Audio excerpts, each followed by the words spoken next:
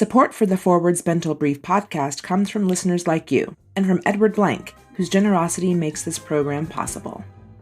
I'm Gina Green, and I spend my days talking strategy and my nights talking Minecraft. I'm Lynn, and I am in my laundry room. Lynn spends her nights and days doing laundry. Yes, it's also where we've chosen to hang the framed copy of our wedding invitation. That's perfect. That's like the most Jewish thing ever, right? We frame our marriage documents and contracts, our invitations. And then we put them in the laundry room. We spend a lot of time here. We put them in the laundry room. And at A Bintel Brief, we've spent the last 115 years answering questions about marriage and laundry and relationships and people and husbands and wives and labor relations, all kinds of relations. So we've been answering these questions for a long time at A Bintel Brief, and we are really delighted to dig in with Chana Pollack. The Forward's resident archivist is going to join us a little bit later. Welcome to A Bintel Brief, the Jewish Advice Podcast.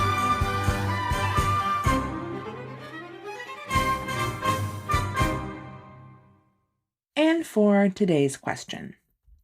Dear Bintel, a single friend of mine is on a Jewish dating site. He matched with my cousin's wife.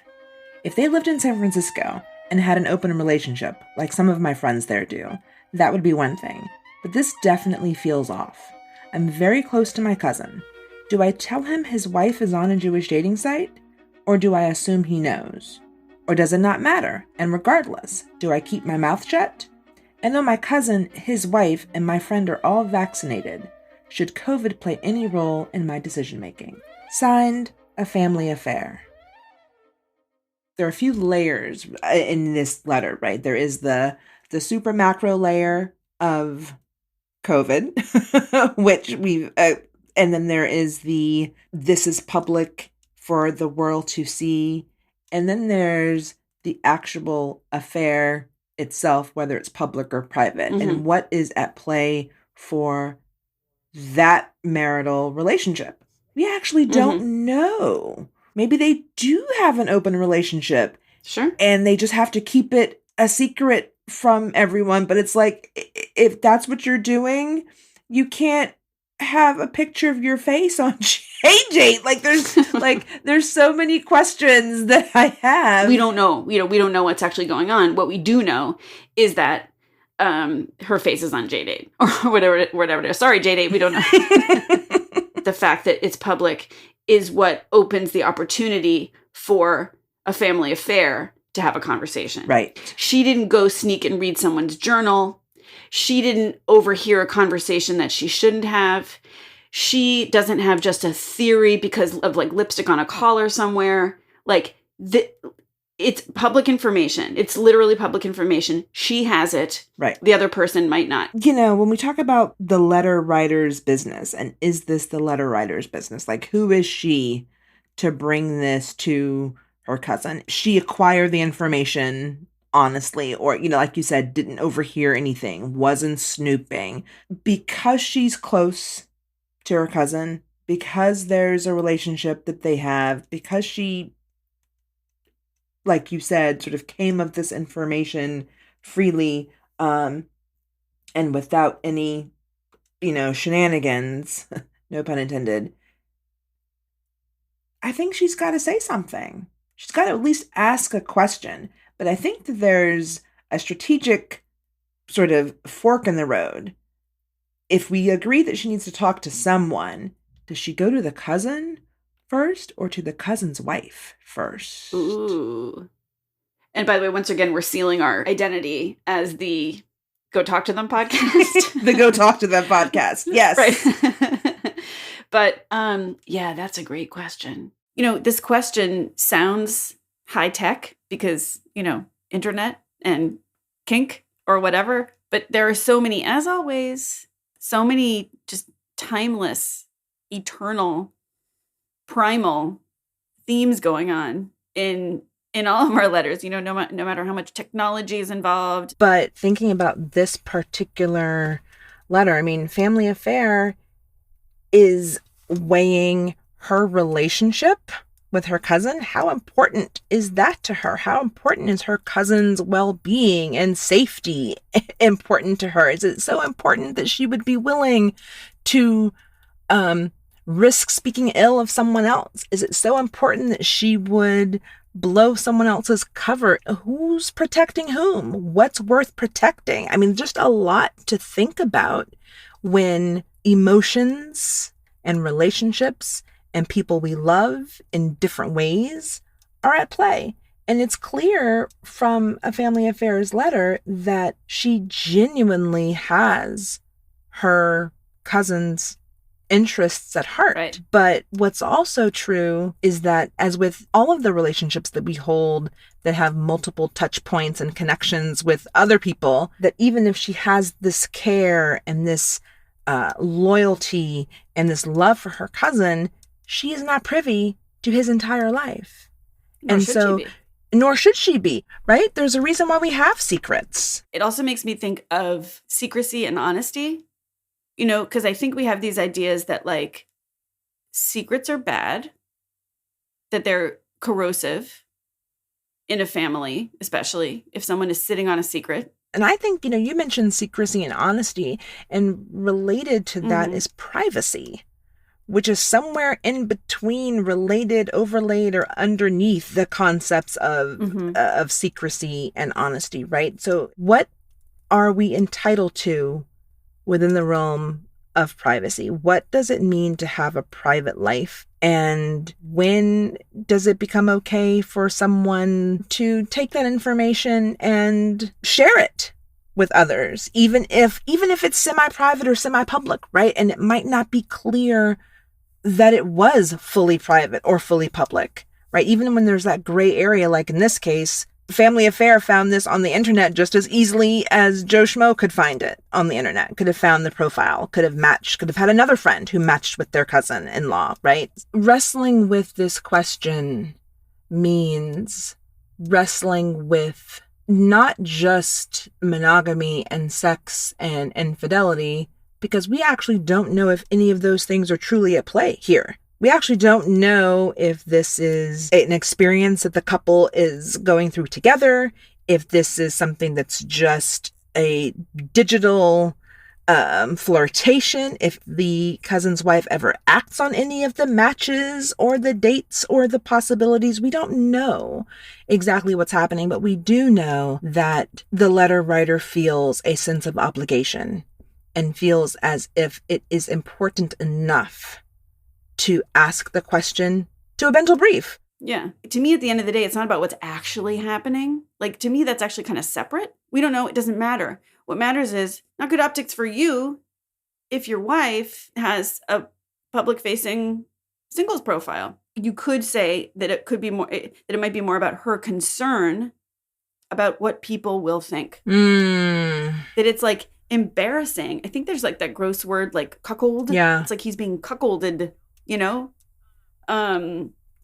Which is a reference even older than our letter from the archives. It's Shakespearean. Shakespearean. Yeah. Maybe we should live in a world where like everyone should just assume the best of every relationship and every style of relationship, but we don't live in that world right now. Right. The protection that you mentioned, Lynn, is for the letter writer. I think she's holding a sense of protection for her cousin that's both reputational, like you were talking about the optics. It doesn't look good, right? The cuckoldry of it all, right? Like it's not a good look because we're not there yet as a society, right? But there's also a protection of emotion that I think I'm seeing from her, that she feels like this information, this activity that is suggested by this profile would be hurtful to her cousin. And so both of those are at play. She's trying to protect his reputation, perhaps, but also maybe hers by extension. This is her family, her cousin. Yeah. There's a little bit there. So I think there's a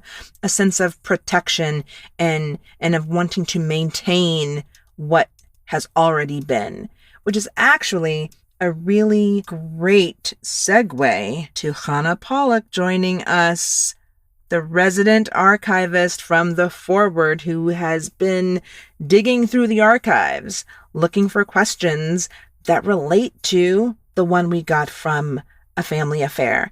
And she's still looking for questions about online dating from 1906. So she'll be here.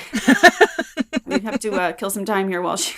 So we got nothing on online dating, but we know people have been having affairs forever, right? And so I wonder what Hannah's going to say about this letter and what she's going to bring back from the archives when we come back from this break.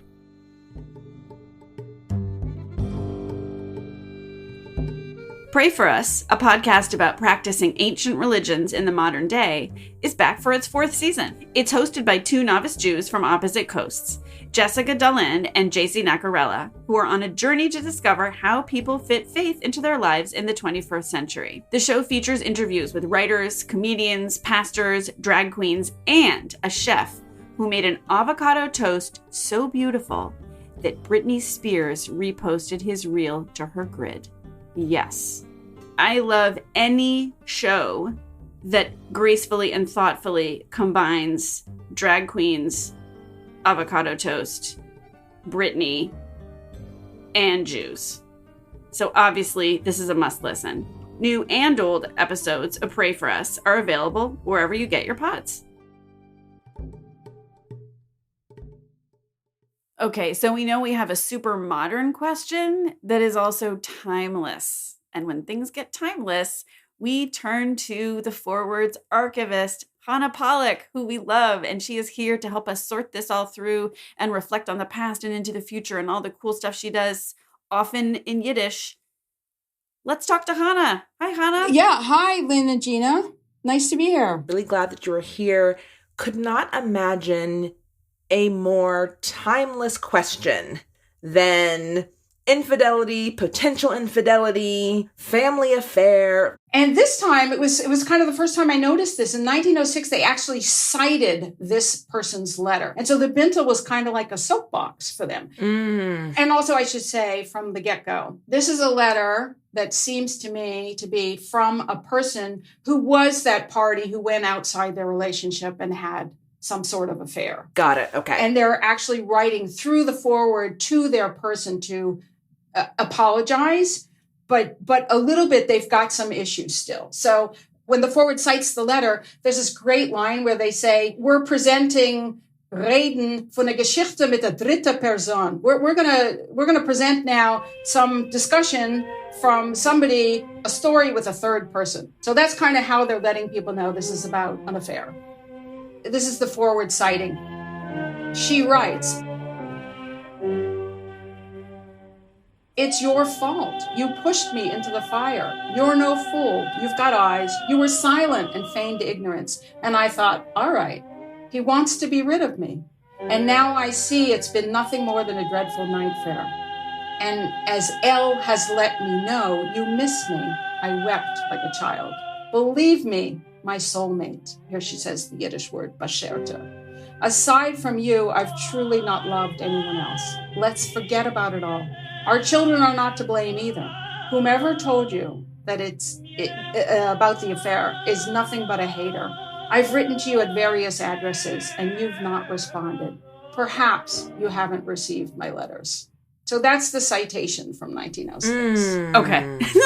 Okay. So, Hannah, I want to go back to the sentence where she says, whoever told you is nothing but a hater. Whoever told you is nothing but a hater, of course, ties directly to our letter in the sense of our questioner wondering what her responsibility is here. Does she get involved? Does she mish in, as the Yiddish might be? Should she in the first place? Would she turn into the hater? You know how I got to using hater is der was sagt der azoi is mir a seine. Right? If you know Hebrew, that's seine. She has a really strong, she doesn't say a has. Has is hatred in Yiddish, regular everyday terminology.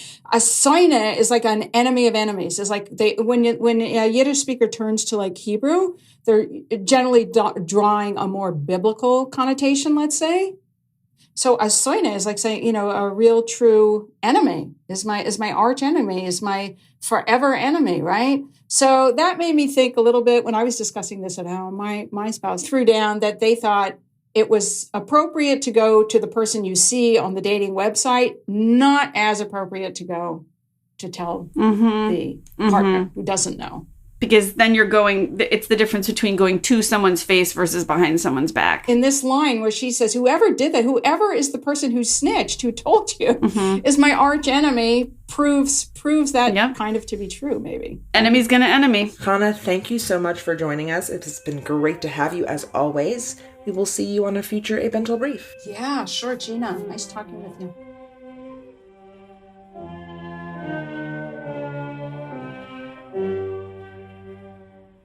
I think the reason why I wanted to go to the wife first, the reason why I'm thinking about going there first, is because she's the one who knows. I see. If she goes to the cousin, we don't know if the cousin knows or not. Right? The cousin might know if this is, their kink, or if something they've agreed upon, or if it's something that they're both into. We don't know that, but we know the wife knows. Maybe, but she's not entitled. I don't think a family affair is entitled to any other information. Like, she's not a detective in this case. But she makes it clear in the letter that she's very close to her cousin.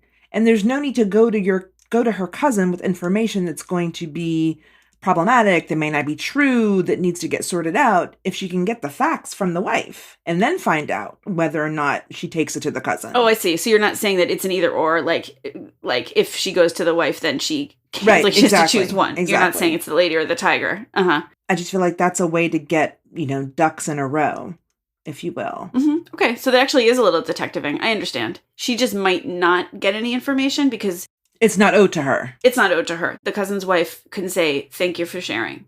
And that would be entirely appropriate. All of that would be data for a family affair to decide, because ultimately her fundamental question is, do I tell him that his wife is on a site? I wouldn't want to open up that can of worms if I didn't have to. Mm-hmm. And so going to the wife first gives me that chance to decide whether or not to do that. One thing we haven't talked about in this, we've talked about the public sphere. We've talked a little bit about some finger wagging and some reputation stuff and some Jewish geography and who knows what about my kink, right? What about Lashon Hara in this situation? Yeah, because that's the other fork. That's why there's a fork in the road at all. That's why she's even asking. She's asking, is inserting myself in this, is that right? There's the idea that gossip, that Lashon Hara is as bad as murder. So even though it kind of felt to us right away, like, yeah, within some constraints, she should probably say something, you can understand why she's asking. Because she's asking, do I say something or do I commit murder? It's that, like, the stakes are high if you frame it that way. And the reason why it's considered as bad as murder, this, real gossip, like basically saying something about someone that may or may not be true, and the truth is also not a defense, that is akin to murder because you could ruin someone's life. This whole conversation, all of these conversations just make me feel so much in my gut, how much people need to be and want in a very sincere way to be seen, be heard, be understood. Even if I can't say anything to the people in my family, at least you people at A Bintel Brief can hear me. Like, I just gotta figure this out. And the sort of announcement that that Hannah just shared, same thing. Like, I just got to get this off my chest. And I would say that in addition to needing to get things off of our chest, it underscores how much love and emotion and sex and all of these things are important to us. That people are, 100 years ago saying, hey, you left me, come back, I want you back, and posting that we are going online, that we're posting ads. That's really key here too. Mm-hmm. At the core of both the announcement from the archives as well as this sort of megaphone operation that A Family Affair is taking advantage of by writing into us. It's because these issues are timeless, and it's because they are so important, and it's because who we love and how we love them still matters. At the end of the day, we are not made of wood. We are not. And sometimes what's socially acceptable has to change. For example, we should be made more of wood. Well, that's the next step towards cyborg. Oh, yeah, dude. That's like 1906 cyborg, but anyway. She has feelings for her cousin, loves him, wants him to be happy, wants him to, she's asking all of these questions out of love, I think, and affection for her cousin.